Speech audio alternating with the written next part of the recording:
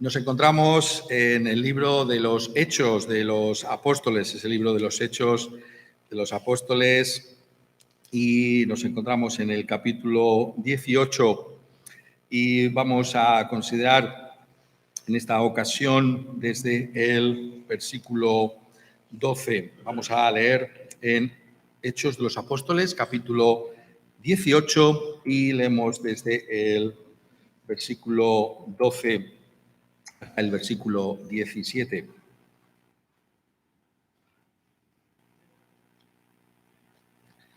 Pero siendo Galión procónsul de Acaya, los judíos se levantaron de común acuerdo contra Pablo y le llevaron al tribunal, diciendo: «Este persuade a los hombres a honrar a Dios contra la ley». Y al comenzar Pablo a hablar, Galión dijo a los judíos: «Si fuera algún agravio o algún crimen enorme, oh judíos, conforme a derecho, yo os toleraría. Pero si son cuestiones de palabras y de nombres y de vuestra ley, vedlo vosotros, porque yo no quiero ser juez de estas cosas». Y los echó del tribunal. Entonces todos los griegos, apoderándose de Sóstenes, principal de la sinagoga, le golpeaban delante del tribunal, pero a Galión nada se le daba por ello. Una de las características más sobresalientes de la fe cristiana es su carácter histórico. Una y otra vez, cuando nos acercamos a un libro como la Escritura, tenemos que darnos cuenta de que nos ocupamos de acontecimientos que tuvieron lugar en el tiempo y en el espacio. Y constantemente los autores bíblicos llaman nuestra atención sobre esa realidad de que no estamos ante mitos, no estamos ante una leyenda, sino que son hechos que verdaderamente tuvieron lugar. Y es particularmente este historiador de la Iglesia cristiana, Lucas, el que constantemente en los relatos que nos está trayendo acerca del cristianismo primitivo llama nuestra atención sobre ese carácter histórico de la fe cristiana. Lo hace de muchas maneras. Lo hace, como en esta ocasión, llamando nuestra atención sobre los acontecimientos de la fe cristiana tal y como están imbricados en la historia que nosotros podríamos llamar hoy en día secular, es decir, lo que está aconteciendo al mismo tiempo en el Imperio Romano. Esto lo conecta Lucas con la realidad de la predicación del Evangelio de nuestro Señor Jesucristo en aquellos momentos. Y esto es justamente lo que encontramos aquí en la predicación del apóstol Pablo en Corinto. Hay un acontecimiento que tiene lugar y que, como una y otra vez os estoy diciendo, tenemos que prestar atención a lo que el Espíritu Santo por medio de Lucas ha querido que quede reflejado, porque esto es importante. Espero que podamos ser conscientes de que esto es algo que estaba en el corazón de Lucas porque tenía una importancia fundamental para la extensión del cristianismo en esos momentos, algo que espero que todos podamos ser capaces de considerar como de una relevancia inusitada, incluso hasta los días en los que nosotros nos encontramos. Y ese acontecimiento del que está hablando aquí Lucas en particular y que le está dedicando atención al mismo, tiene que ver con lo que aconteció justamente cuando el apóstol Pablo estaba allí predicando en Corinto. Él estaba allí anunciando el Evangelio, hemos estado viendo con detalle cómo hay ese anuncio del Evangelio, y justamente cuando se encuentra allí el apóstol Pablo, pues viene un nuevo procónsul a Acaya, esa provincia de Grecia en la que se encontraba Corinto. Este es Galión. Y es en ese momento en el que Lucas decide escribir acerca de la realidad de lo que pasó entonces, algo que estaba en las manos de Dios de una manera providencial, pero que también ha quedado reflejado para nosotros por la importancia que tiene ese dato.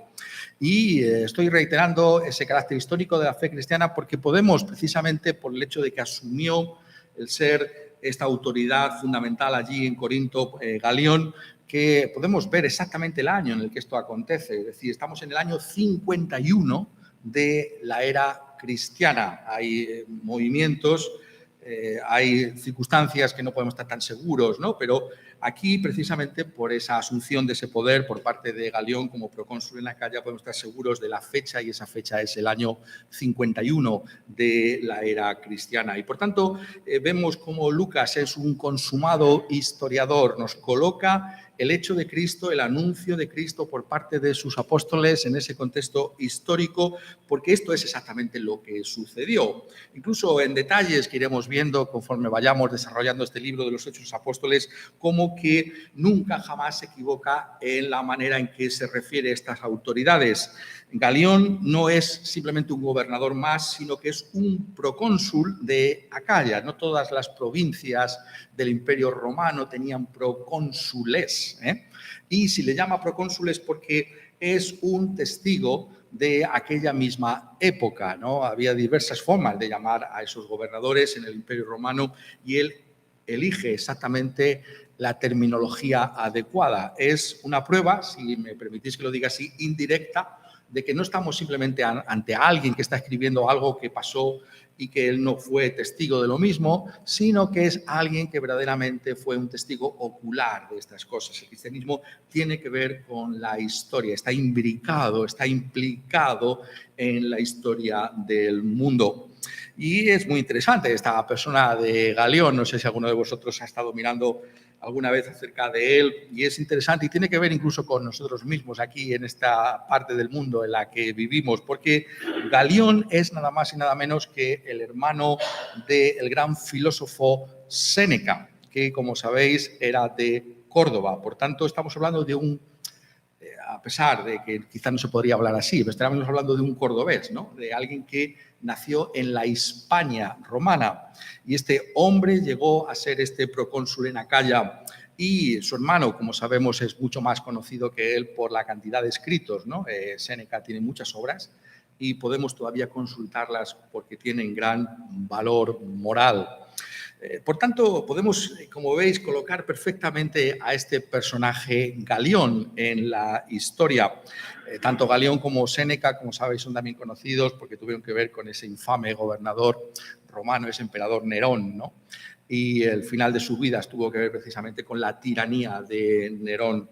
Pero el Séneca, cuando habla de su hermano, ¿no? Se conserva un fragmento en el que él habla de su hermano y dice que su carácter era dulce y muy agradable, ¿no? Tiene que ser una persona de un trato exquisito, ¿no? Por lo que dice Séneca. Podemos pensar, bueno, quizás porque era su hermano se atrevía a hablar así de él, pero es el testimonio que nos ha quedado. Y yo creo que si miramos un texto como este, podremos ver cómo Lucas está poniendo de manifiesto el carácter extraordinario que tenía este Galión. Y lo que Lucas ha querido que nosotros nos diéramos cuenta, en primer lugar, por tanto, es de esa realidad histórica de la fe cristiana y cómo todo lo que acontece está en las manos del Señor y cómo Él puede usar incluso a personas como Galión, que llamaríamos un pagano, para la extensión de la fe cristiana, para que ese evangelio de nuestro Señor Jesucristo pueda continuar predicándose en el Imperio Romano.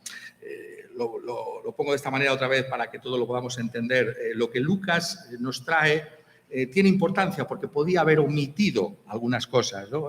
Cuando vamos a ver otras partes de su relato, por ejemplo, lo que sigue a partir del versículo 18 en adelante, vemos que hace una condensación, es decir, no se detiene, ¿no? Con ese lujo de detalles como lo hace con este tema de Galión. Y por tanto vemos que si él quiere explicar estas cosas es porque eso tiene una importancia para nosotros, para el cristianismo. Y eso es, por tanto, por la razón por la que nosotros tenemos que prestarle atención a esa decisión que toma Galión como esa autoridad suprema que representa al Imperio Romano en Corinto. Eso es importante para Lucas y tiene que ser importante también para nosotros. La razón por la que Galión interviene, está recién llegado, estoy diciendo, a esa posición, y quizás los judíos, ¿no?, que son los que instigan esa persecución contra el apóstol Pablo, delante de él pensaron, bueno, ha venido este nuevo gobernador, quizás podemos tomar ventaja, ¿no?, y aprovechar para acusar a este Pablo delante de él. Dice en el versículo 12, pero siendo Galión procónsul de Acaya, los judíos se levantaron de común acuerdo contra Pablo y le llevaron al tribunal diciendo, este persuade a los hombres a honrar a Dios contra la ley. Hemos estado viendo aquí cómo ha habido una oposición de la sinagoga contra la Iglesia. Hemos estado viendo en pasajes, en momentos anteriores, en otras predicaciones, cómo os he hecho ver, ¿no?, que aquí aparece de una manera muy clara, ¿no?, cómo hay estos dos lugares legítimos, ¿no? Por un lado está la sinagoga judía y por otro lado está la Iglesia cristiana. E incluso este detalle tan pintoresco, ¿no?, de que estén puerta con puerta, ¿no? Hay dos lugares ahí, un puerta con puerta, una sinagoga o una iglesia. ¿Dónde estarás tú? ¿Qué es lo que tú crees? Pero vemos que los judíos no se conforman con que exista algo que sea rival de ellos, ¿no?, de la sinagoga, y lo que hacen en primer lugar pues es oponerse al apóstol Pablo. Se nos dice aquí en el versículo 6 que se opusieron y que blasfemaron contra ese mensaje que estaba trayendo el apóstol Pablo. Pero no se conformaron sencillamente con oponerse. Vieron cómo hubo un crecimiento, cómo esa iglesia cristiana, lejos de disminuir, fue creciendo en número, hubo más personas que se convirtieron y realmente se convirtió en algo que rivalizaba con la misma sinagoga de los judíos. Y entonces ellos lo que hacen es que recurren a esa autoridad del Imperio Romano. Dice, como hemos leído, que se levantaron de común acuerdo, está hablando de los judíos de la sinagoga, contra Pablo y le llevaron al tribunal. Es una apelación, por tanto, notadlo bien, a la autoridad del Imperio Romano contra la predicación del cristianismo. Es interesante que nos demos cuenta quiénes son ellos, ¿no?, y por qué apelan, ¿no? Lo hacen porque el judaísmo en el Imperio Romano era tolerado por las autoridades del Imperio Romano, ¿no? Por eso es muy interesante el tema que nos ocupa hoy, ¿no? Realmente no ha habido siempre una intolerancia con otros, ¿no?, con diferentes personas que piensan de otra manera. Los romanos tenían ese genio para gobernar el mundo, ¿no?, de darse cuenta de que tenían que dar una cierta autonomía a las provincias del imperio. Bueno, mientras paguen impuestos, pues si tienen sus dioses o tienen algún tipo de relación con el dios como ellos lo conciben, bueno, no va a haber tanto problema, ¿no? Esta sería básicamente la idea del Imperio Romano. Y entonces ellos son conscientes del poder que tiene el judaísmo, y lo que estaba reconocido el judaísmo era como se llamaba una religio lícita, es decir, una religión lícita, ¿no? El latín está parecido al castellano, que lo entendemos perfectamente. Era lícito, es decir, ser judío y practicar el judaísmo. Lo que están haciendo aquí los judíos, notadlo bien, es que quieren que el cristianismo sea considerado una religio ilícita. Es decir, es una religión, pero es ilícita. Es decir, nosotros sí podemos ser tolerados por el Imperio Romano, pero estos cristianos no pueden serlo. Esa es la idea, eso es por lo que vienen delante de Galión. Estos hombres, dicen, persuaden a otros a honrar a Dios contra la ley. Es decir, contra la ley que está reconocida. El Imperio Romano reconoce que el judaísmo se puede practicar libremente, esa sinagoga está abierta, es un lugar público, y sin embargo estos cristianos han venido a enseñar otra cosa.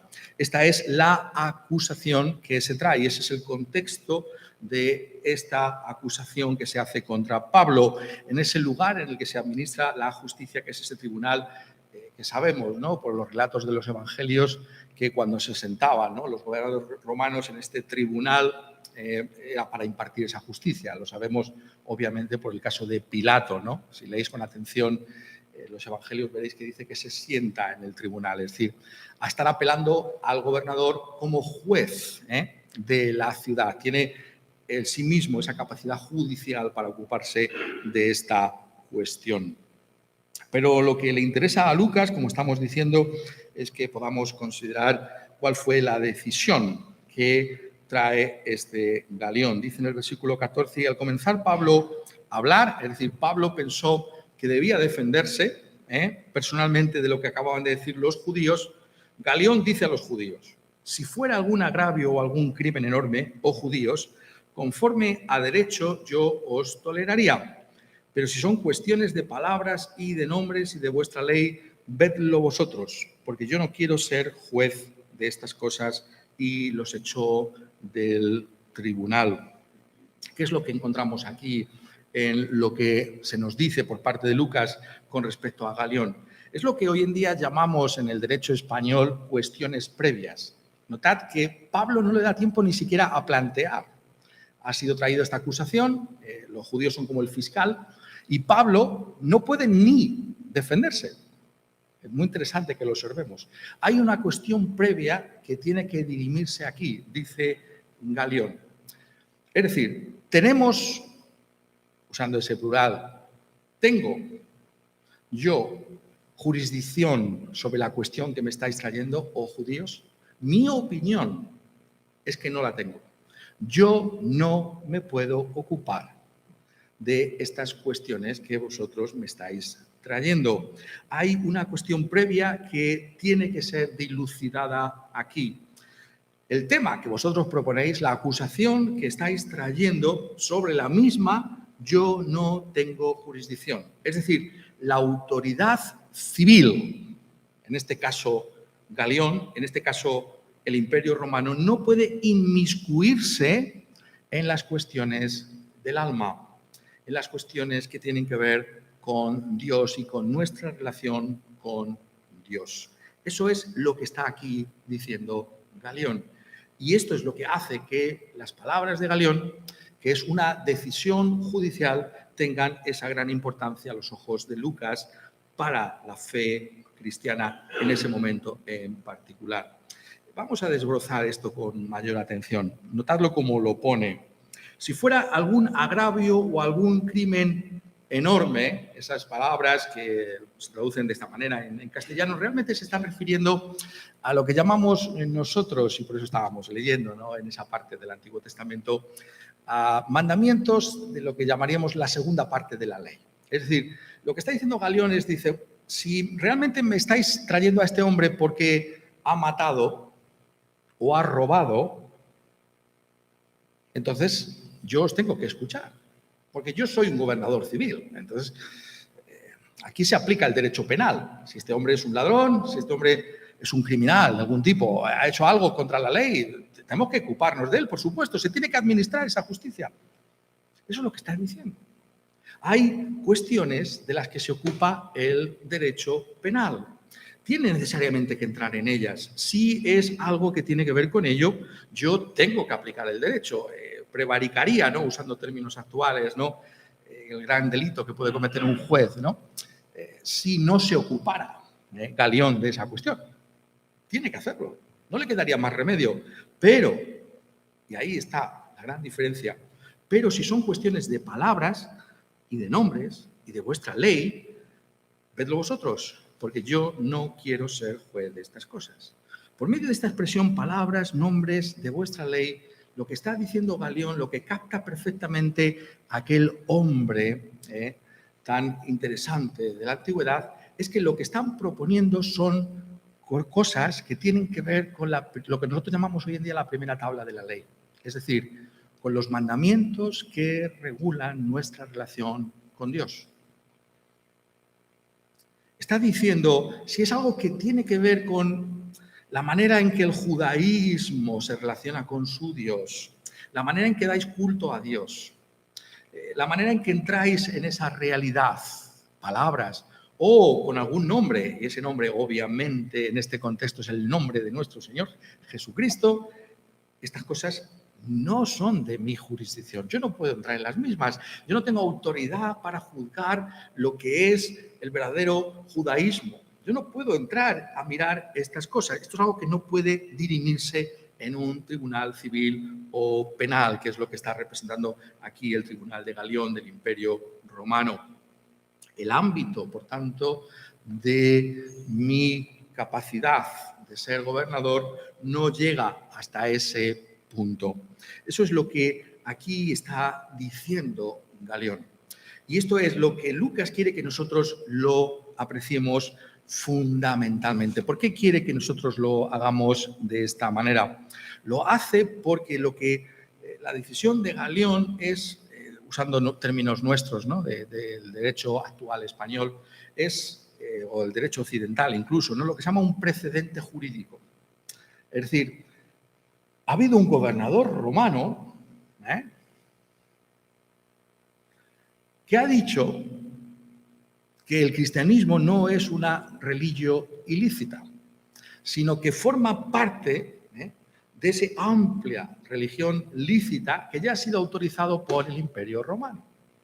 Existe esa capacidad de divergencia dentro del judaísmo y yo como Estado no puedo entrar en esa cuestión. Las autoridades romanas no tienen esa jurisdicción y aquí hay un precedente que va a usar el cristianismo primitivo para poder moverse con libertad por el Imperio Romano y seguir anunciando a nuestro Señor Jesucristo. Eso es lo que justamente encontramos que acontece a partir del versículo 18. Vemos cómo el apóstol Pablo usa este precedente jurídico para poder continuar anunciando el Evangelio de nuestro Señor Jesucristo allí en Corinto y, de hecho, por el resto del Imperio Romano. La decisión es, por tanto, fundamental. Es algo que es importante que Lucas lo mencionara para que pudiéramos darnos cuenta de que el cristianismo puede ser anunciado. Nos está mostrando nuevamente cómo hay ese contexto histórico fundamental, en primer lugar, que debemos captar cuando vamos a la Escritura. Esto fue escrito en primer lugar para aquellos que lo leyeron por primera vez. Y es de importancia, porque dice, oye, mira, que aquí dice que nada más y nada menos que un hombre como Galión, que no es cualquiera, ha dicho que no nos podéis frenar en la predicación del Evangelio, que podemos seguir anunciando a Cristo Jesús, que esto es algo en lo que la autoridad del Imperio Romano no puede entrar. Esa es la importancia que tiene para ellos. Esta es la importancia que le da Lucas por detalles muy interesantes. Seguro que alguno de vosotros está pensando ya en ello porque he hecho una alusión hace un momento, ¿no? Y es precisamente el hecho de Pilatos. ¿Qué diferencia entre Galión y Pilatos?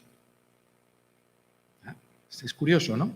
Pero eso está aquí también. Hay un juego de contrastes, ¿no?, que tenemos que ser capaces de captar cuando vemos la Escritura, ¿no? ¿Qué hizo Pilato?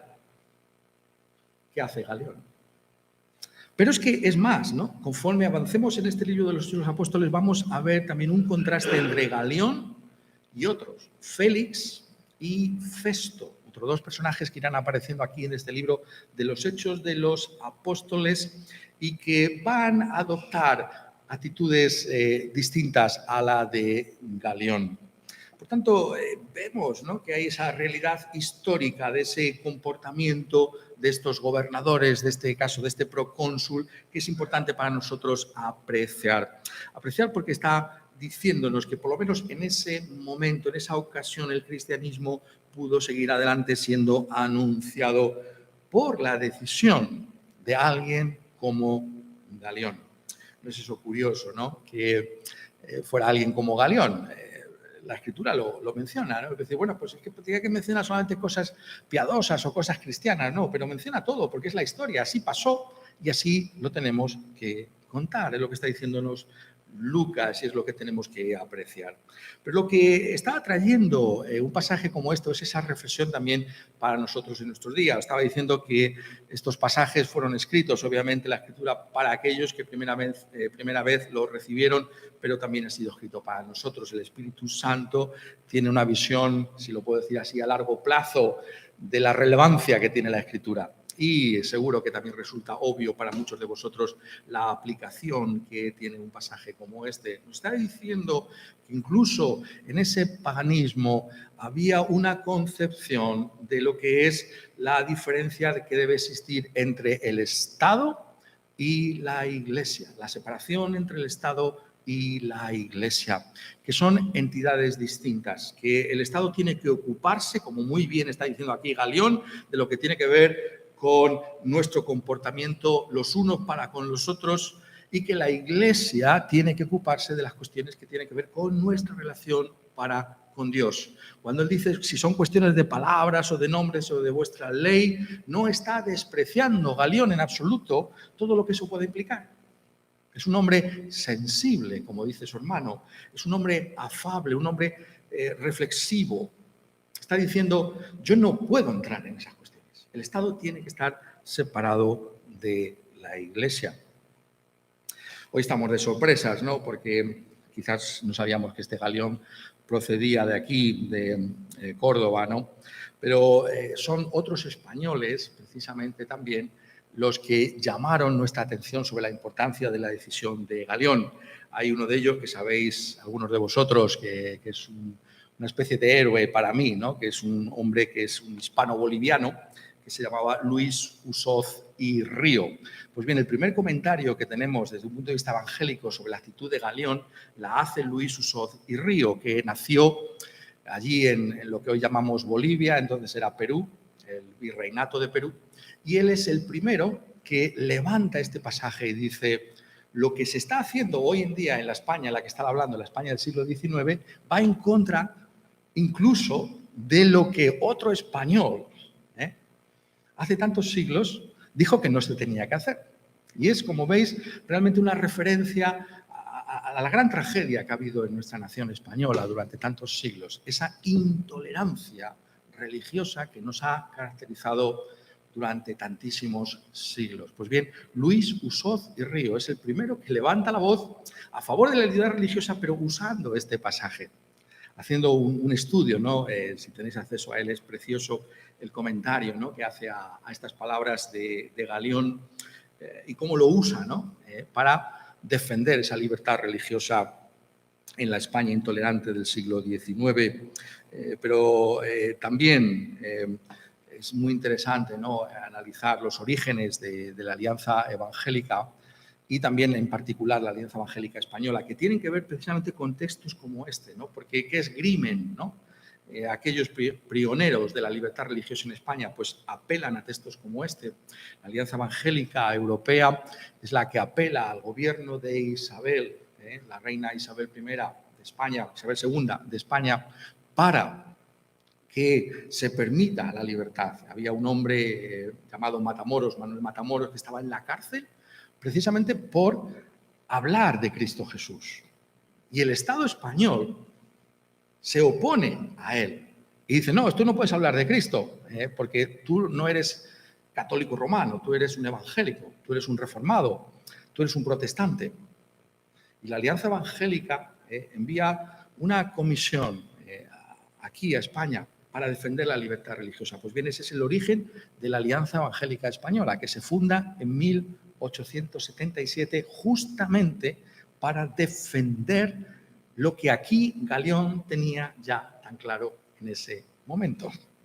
Es muy interesante, ¿verdad? Esas conexiones, ¿no?, que hay con nuestra propia nación, ¿no? Tenemos a este Galeón y como este Galeón es después invocado por otros españoles para la defensa de lo que tendría que haber sido muy claro en nuestra propia nación. ¿Y qué nos está trayendo esto? Pues nos está obviamente diciendo Lucas aquí, por medio de esta referencia, que no es lícito perseguir a nadie o restringir a nadie porque piense de una manera distinta en nuestra manera de relacionarnos con Dios. Por eso está aquí esto. Está diciendo, mira, es que hasta los paganos lo tienen claro, hasta Galeón lo tiene claro, ¿no? Es como poniendo la actitud de los judíos en un contexto de gran crítica, porque está diciendo, fíjate, ¿no?, ellos que son el pueblo de Dios, ¿no?, ellos que tienen toda la herencia del Antiguo Testamento y sin embargo recurren a este último extremo de acusarnos delante del Estado romano. Y este imperio romano, que no tiene las Escrituras, que no tiene la palabra de Dios, sin embargo, por la luz natural, por la conciencia que Dios ha dado a todos, ¿no?, es capaz de darse cuenta que no se puede ocupar de esas cuestiones, que no puede restringir al apóstol Pablo, que no puede hacerlo. Y eso, como sabéis, tiene una importancia fundamental en nuestros días, porque hay tantísimos lugares de la tierra en los que todavía no está claro en absoluto la división entre el Estado y la religión. Porque hay tantos cristianos perseguidos, son perseguidos porque el Estado cree que es su responsabilidad también oponerse a la fe cristiana. Nadie puede ser otra cosa que no sea de la religión que ese Estado quiere apoyar. Y por tanto es una cuestión que tiene una relevancia extraordinaria en nuestros días. Y es Lucas el que nos está diciendo esto es importante. ¿Qué es lo que nos está diciendo entonces a nosotros? Nos está diciendo que tenemos que orar para que esto sea una realidad. Si queremos que el Evangelio se extienda por toda la tierra, tenemos que orar para que Dios levante a personas como Galión, personas que garanticen la libertad religiosa, que estén a favor de la separación entre el Estado y la Iglesia. Tenemos que orar para que eso siga siendo una realidad en nuestros países. Nuestros países precisamente no se han caracterizado por haber defendido de esta manera la libertad religiosa. Podemos asumir, bueno, ¿quién se va a oponer ahora? Bueno, tenemos que orar. Nuestra Constitución lo garantiza ahora. Pero tenemos que seguir orando para que veamos que es un derecho fundamental. Es algo que incluso un pagano como Galión estuvo dispuesto a defender. Esto es importante, que lo tengamos claro, pero hay algo más que está aquí, que está implícito también en las palabras que ha querido Lucas que queden reflejados. Realmente, ¿qué es lo que está diciéndonos el texto en su profundidad? ¿Cómo hemos de leerlo? Lo hemos leído de la manera más sencilla posible, como ese amparo que está buscando esa iglesia cristiana naciente, primitiva, para seguir anunciando el Evangelio. Lucas lo expresa con mucha claridad en el comienzo del versículo 18, ¿no? Como sigue Pablo en Corinto, no han podido expulsarle de Corinto. Se tuvo que ir de Tesalónica, pero de Corinto no se va a ir. Pero hay algo más que debemos ser capaces de leer aquí. Nos está hablando de la misma naturaleza de la fe cristiana. Y al hablarnos de la misma, nos está haciendo ver que es la auténtica fe en la que nosotros tenemos que confiar. ¿En qué sentido? Vamos a leer la actitud de los judíos. ¿Qué están tratando de hacer los judíos? Están tratando de obligar, ¿vale? Obligar a aquellos que eran de la sinagoga y a los gentiles que se han unido a la iglesia de Pablo para que vuelvan, se vuelvan de sus convicciones. Están diciendo la religión tiene que ver con una obligación. ¿Qué es lo que Lucas nos está aquí reflejando por medio de esta decisión a la que dedica tanta atención? Ser cristiano es solo posible si verdaderamente somos persuadidos a serlo. Es una cuestión de libertad de conciencia. Tenemos que examinar todo lo que se nos propone para creer. Y si lo abrazamos, entonces seremos auténticamente cristianos. En el mismo comportamiento de los apóstoles, del apóstol Pablo, de la iglesia de Corinto, se nos está diciendo que la fe cristiana tiene que ver con una persuasión personal, con la libertad de conciencia. Solamente podemos ir hasta donde nos lleve nuestra propia conciencia. Y por eso un pasaje como este es tan fundamental para nosotros. Son las palabras, como sabéis, las que estoy parafraseando de Martín Lutero en la Dieta de Worms. Hace justamente unas semanas hemos recordado el 500 aniversario de aquel acontecimiento. Mi conciencia, dijo Lutero delante de Carlos V, está cautiva de la palabra de Dios. Eso es lo que significa ser cristiano. Es una persuasión personal, íntima, de la realidad de la fe cristiana. No soy cristiano porque me han educado en la fe cristiana o porque me han movido y forzado a serlo. Hay un comentario extraordinario de Luis Usoz y Río. Dice, ¿cómo podemos estar seguros? ¿Cómo puedes, apela Luis Usoz y Río, a aquellos que le están leyendo, cómo puedes estar tú seguro de que tu fe es una fe real si no te queda más remedio que comportarte de esa manera? Si somos todos obligados a ser una determinada fe, ¿cómo puedes estar tú seguro de que es genuina? ¿Cómo puedes tú argumentar otra cosa? Si tú no puedes sino argumentar de esa manera, porque estás obligado a hacerlo, no tienes la libertad de disentir. Ese va a ser también el argumento de nuestro gran Juan Calderón Espadero, que va a seguir la línea de Luis Usoz y Río. Entonces nos está mostrando la auténtica naturaleza, os estoy diciendo, de la fe cristiana. ¿Qué quiere Dios de nosotros? Pongámoslo en los términos del libro de Proverbios. Hijo mío, dame tu corazón. Dame tu corazón. Dios no quiere que le sirvamos por obligación, porque no nos queda más remedio. No, Él quiere que de una manera voluntaria y sincera, en lo más profundo de nuestro ser, persuadidos por su palabra, abracemos al Señor Jesucristo. Eso es lo que Dios está buscando. Esa es la realidad de la fe cristiana. Dios quiere nuestro corazón.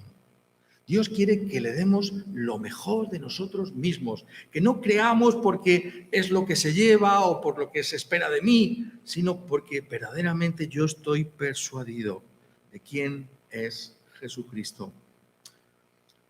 Son cuestiones de palabras o de nombres. No es que Galeón ignore. ¿Sabe qué tiene que ver con un nombre? ¿Con qué nombre? Con el nombre de nuestro Señor Jesucristo. ¿Cuál es el corazón del anuncio de Pablo en Corinto? Jesús es el Cristo. Jesús de Nazaret, una figura histórica. Es el Mesías. Es el único Salvador, el único Señor, el único que puede salvarnos de nuestros pecados, el único señalado por Dios como mediador entre Dios y los hombres. Considera la figura histórica de Jesús de Nazaret. Eso significa la fe cristiana. ¿Qué es Jesús de Nazaret para ti?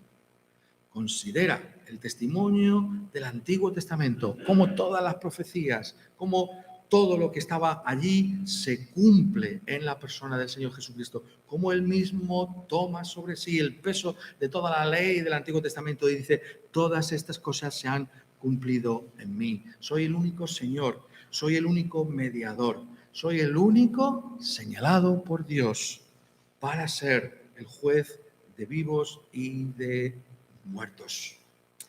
Esa es la fe cristiana. ¿Estás tú persuadido de estas cosas? ¿Has puesto tu confianza en Jesús de Nazaret? Lo has hecho con plena libertad. Lo has hecho examinando estas cosas.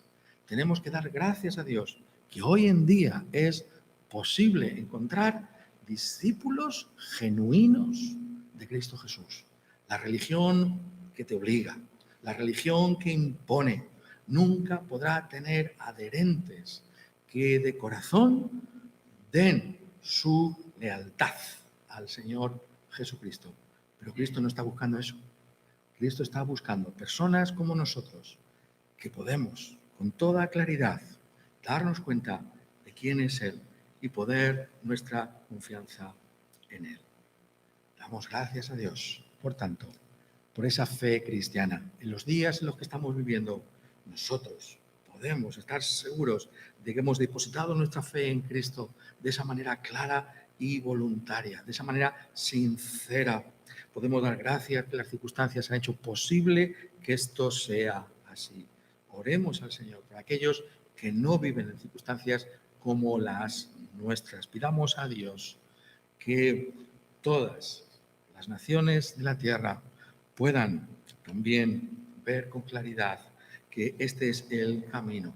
Este es el camino de la fe cristiana, el camino que glorifica a Dios y que nos salva, dándole a Él toda la gloria. Quiere Él ayudarnos para que nosotros también podamos decir verdaderamente, creo en Jesús de Nazaret como mi único Señor y Salvador. Que Él reciba toda la gloria por ello en nuestras vidas. Amén.